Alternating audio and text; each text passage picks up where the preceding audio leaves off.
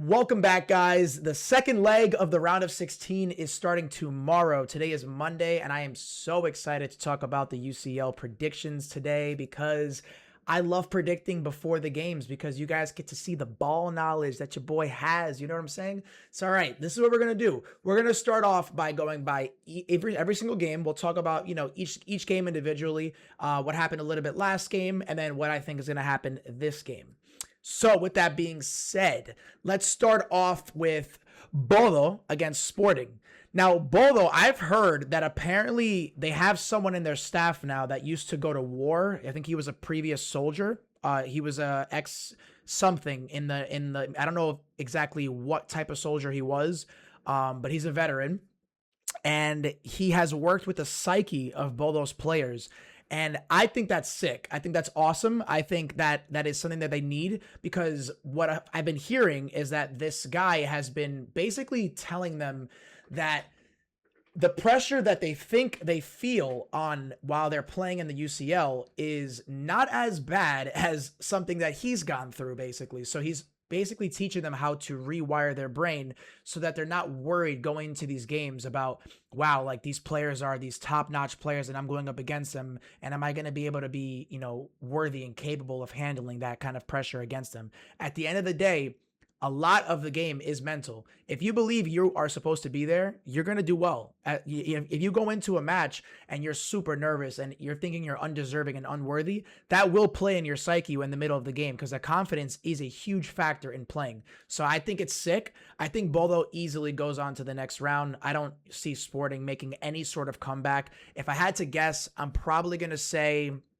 like a 1-1 type of game. I don't really see, maybe even Bodo winning again, maybe 2-1. I don't really see Sporting making a crazy comeback or anything like that. So yeah, that's what I think about Sporting's game and Bodo. Now moving on to a big game, Liverpool and Galatasaray. Now, Galatasaray beat them 1-0 last game. I actually think Liverpool comes back. I think Liverpool is going to make the comeback. Now this is going to be, let me just double check. Yep, this is going to be in Anfield. Now, I think Liverpool comes back against Galatasaray, probably going to be 2-0, maybe 3-1 victory Liverpool, and they will go on to the next round. That's my prediction. I'm going to go with actually 3-1. That's what I'm going to go with. They're in Anfield. They're going to be looking to come back against Galatasaray. Now, Galatasaray has some sick OG players, so they're not something to laugh at. They're not something to scoff. They're not something to ignore. But I think Liverpool has enough talent, even though they haven't been playing great this season. I don't see them losing again to Galatasaray. So I'm going to go with a comfortable 3-1 for Liverpool. That's what I think is going to happen. Now, for Barcelona and Newcastle, I know a lot. I was right. I was correct with my prediction, Barcelona and Newcastle.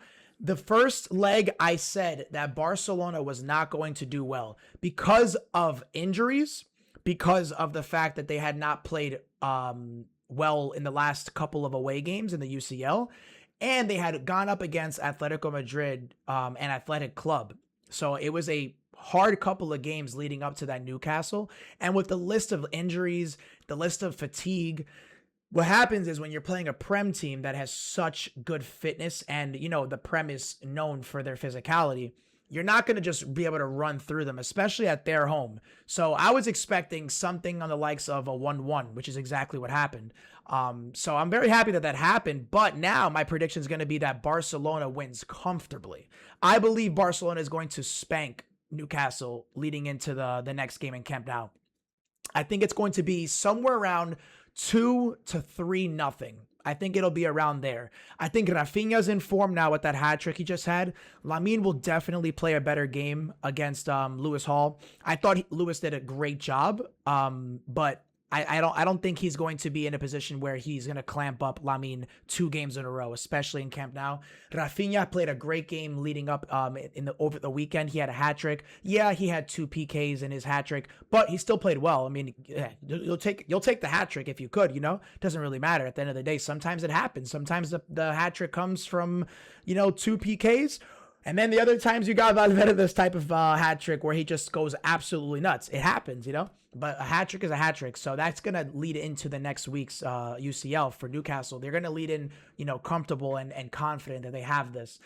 Camp Nou is a different type of environment. It's their environment. It's their home. So I believe it'll be a 3-0 or 2-0 victory. That's my prediction. Barcelona 3-0, Barcelona 2-0, around there. Now, when it comes to, let's go to the next one. Let's see, City and Madrid. Madrid is going to win. I already actually touched on this on my last video because I just spoke about completely just Madrid that entire video. But when it comes to Madrid, I'm going to say that they win probably 2-1. That's my prediction. The reason being because I don't think City is going to be able to come back. I think that City right now is at a low point with Haaland not playing great. He's not really in form at the moment. And I actually think if he's not in form, that usually means the team's not in form. What I mean by that is Haaland is one of those players that has needed his team. He's a system type player. He's a box player. He needs his team to get him the ball in the right advantageous moments to be able to succeed. So usually if he's doing well, like stats wise, if he's getting a lot of shots, if he's scoring, if he's in the mix in the stats, he will usually mean that that's going to be that the City team is actually playing well. That's usually what happens.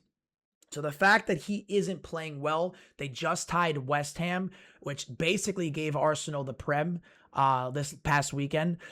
That being said, I don't think they come back. I think they score. I think, you know, they're home. I think they score against Madrid. You know, they still have those same injuries from last week, Madrid. So I think they do score. I just do not think they come back from the 3-0 victory or loss rather that they had last week. So I'm going to go 2-1 Madrid. If not, maybe something like a 1-1 or a 2-2, like a draw. That's what I think might happen. Now Chelsea and PSG. Chelsea, that's my team, man. For everyone that doesn't know yet, Chelsea is my favorite team in the world. That's the club I support. And it pains me because I thought that they were going to do decent against PSG, although I knew PSG had a more talented side currently. Liam Rossinier, my boy, Liam, my manager, he is ass. I'm going to be very honest with you guys. I don't like him at all. I think he is not meant for the program at this very moment. I don't think he's a bad manager overall, but I think he's a new manager. I think the team is relatively young. I don't think they are in a position to win, get further than where they're at right now in the round of 16. I think PSG beats them, even if it's at Stamford this time around. I'm going to go with probably like a 2 or 3-1 victory PSG. Maybe even less, maybe even like a tie, but I don't see Chelsea coming out of this hole that they have themselves in. It's possible because Stamford Bridge, I've seen crazier moments, but at the same time, I don't think people are that nervous going into Stamford Bridge, at least this year. I don't see the nerves and like the adrenaline that comes with Stamford Bridge right now at the moment. So I don't think we have the firepower. I think we're too young. I think we lack maturity. I think we're overpaying some people. I think Liam Delap is absolutely atrocious, and I'm very, very upset with how he's developed on our team this year. Granted, he's had injuries, but we signed him thinking that he was going to be something that could move the goalpost for us. I thought he was going to shift our team dynamic, be more dangerous up top, and we've really had to rely on Joao Pedro, because he just hasn't delivered as much as we'd want, Liam Delap. So, yeah, I'm going to go with like a 3-1, 2-1 victory PSG tomorrow against Chelsea. I don't see it happening. Now, Arsenal Leverkusen. Arsenal, I think, will win 2-0, I believe, something around there. Arsenal, to me, they don't have the absolute firepower up top, but they play extremely well as a team. So there's not really that crazy star. Besides Saka, I don't think there's a crazy star that Arsenal has. Now, that 16-year-old that just came onto the pitch, his name is I can't think of it right now. I think it's Max Powell, something like that.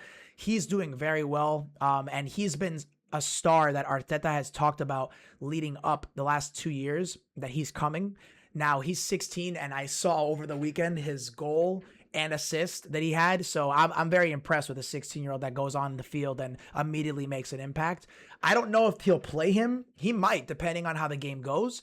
But I see Arsenal winning 2-0 against Leverkusen going into this next leg. I think it'll be pretty comfortable. I think Arsenal move on to the next round, especially that they've now pretty much clinched the Prem. They can now kind of settle into the Prem games and now focus very, very hard on Champions League. So yeah, that's my predictions. 2-0 Arsenal winning against Leverkusen. Now, Tottenham and Atletico. Guys, Tottenham fans, Spurs fans, I will run around my house naked for 30 minutes if Tottenham can make a comeback. That's how confident I am that they do not win. They don't come back. Nothing happens from this. Atletico will go on to the next round pretty comfortably. I will sell my kidney. I'll sell my first child. I will run around the house naked if Tottenham can actually come back. That's how confident I am, guys, that Tottenham will not come back. They just have not been doing anything this season. The fact that we're talking about the Spurs to be almost relegated in the Prem is already enough to what you have to understand where they're at. They are not in a position to be going up against Atletico, and I actually personally believe that Atletico Madrid is a sleeper this tournament. I think Atletico, they've never won the UCL, but this is one of those UCLs where I feel like no one is an absolute favorite. So with that being said, I feel like Atletico has a good enough team this year. They're well-rounded. Griezmann's been playing very well in the system now, especially of late. If they can get further into this tournament and they get kind of the luck of the flow of games, I think they're going to be very, very dangerous. So that's someone to look out to. But the people that I believe are the most dangerous, the team that I believe is the most dangerous, is going to be Bayern. That team is scary. They won, what was it? Let me scroll up here. They won last game against Atlanta, they lost 6-1. Bayern spanked them 6-1. And, you know, even though Madrid did what I thought was the impossible, at least, going up against City and turning around what I thought was going to be an injury-filled, low momentum, low mentality Madrid, beating them 3-0 like that, 3-0, to me spoke a lot on Madrid and their character. But man, even if they go, and which they will, I believe, they're going to beat City tomorrow. They have to go up against Bayern the next leg.